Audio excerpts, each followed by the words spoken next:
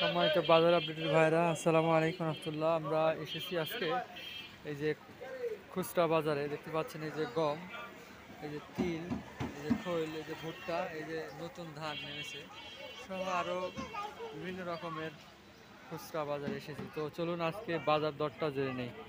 আসসালামু আলাইকুম, ওয়ালাইকুম সালাম। ভালো আছেন ভাই? হ্যাঁ ভাই ভালো আছি। এই যে আজকে ভুট্টার বাজার কেমন কি আজকে?